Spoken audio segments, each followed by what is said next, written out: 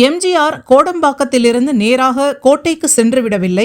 25 ஆண்டுகள் திமுகவில் இருந்து மக்கள் தொண்டாற்றிவிட்டுதான் புதிய கட்சி தொடங்கி ஆட்சிக்கு வந்தார் என்று சுட்டிக்காட்டிய நடிகர் எஸ்.வி. சேகர், எம்ஜிஆர் சினிமாவில் டூயட் பாடிவிட்டு நேராக ஆட்சியை பிடித்துவிட்டார் என்று விஜய் நினைத்தால் அவருக்கு அரசியல் தெரியவில்லை என்று அர்த்தம் என்று கூறியிருக்கிறார்.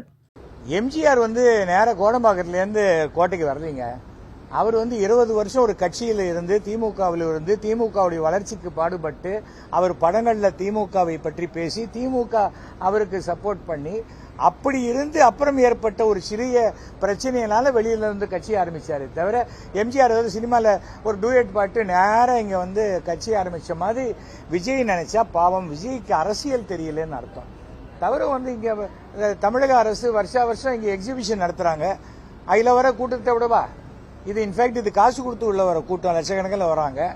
அதனால தவிர கூட்டம் எல்லாம் ஓட்டாவே மாறாது. அவருக்கு திருச்சியில் வந்த கூட்டம் நாகப்பட்டினத்தில் வரலையே. தவிர மனப்பாடம் பண்ணி 3 நிமிஷம் படிக்கிறேன், 5 நிமிஷம் படிக்கிறேன், அப்புறம் என்ன அங்கிள் என்ன எப்படி இருக்கீங்க, இதெல்லாம் சினிமாவில் கைத்தட்டலுக்கு உதவும். ஜனங்க கிட்ட போகணும். விஜய் தொடர்பில் ஜனங்க தொடர்பில் இருக்கணுமா? விஜய் ஒரு ஃபோன் நம்பர் கொடுங்க, யார் வேணா உங்க குறைகளை என்கிட்ட சொல்லுங்க. அவருக்கு எழுதி கொடுக்கறவங்களும் தப்பு தவறுமா எழுதி கொடுக்குறாங்க.